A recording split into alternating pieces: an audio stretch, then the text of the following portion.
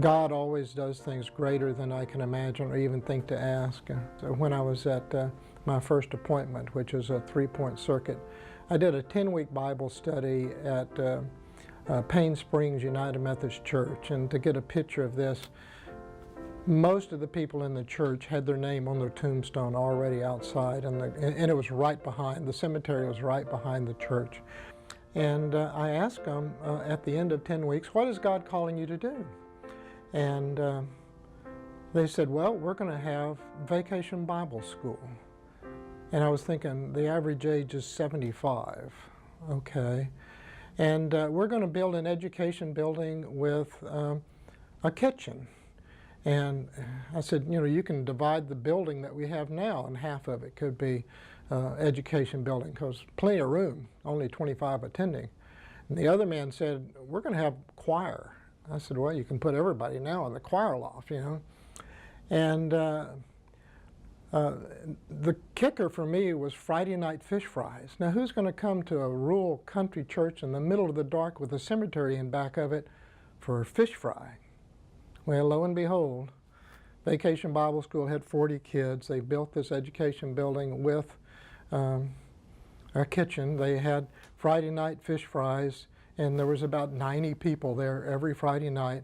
What amazed me about that was that the church, the people in the church, probably had a greater faith in God than I did, because all of their feelings or thoughts were just incredible. I couldn't imagine with a church that small having Vacation Bible School, building a building and paying for it in less than 8 months, and having choir and Friday night fish fries. But the community loved it. To come to a hometown cooked meal, fresh made pies, and the people were just so welcoming. My plans when I was in undergraduate school was to be I guess the future owner of my father's business, and he sold it my junior year. And I laid my head down on the desk and said, what in the world am I going to do? Because that was my plan, was to help run his business. And so I got involved in a lot of things. The Wesley Foundation, began visiting with some pastors. I actually was in a study with Janice and Bob. And not that I knew all that much about them at that point. Knowing she's going to become bishop someday, it was kind of neat to know that now. But so I just looked into going to seminary, see what it was like. I loved it.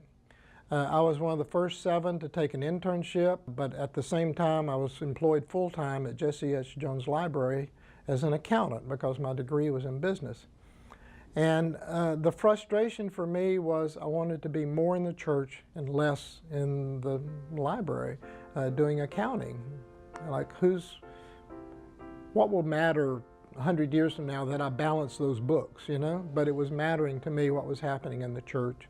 And so I went back to seminary, finished, got my first appointment before I graduated in February, and that was the 3-point charge at Eustis. I stayed there longer than anyone in the history of the church.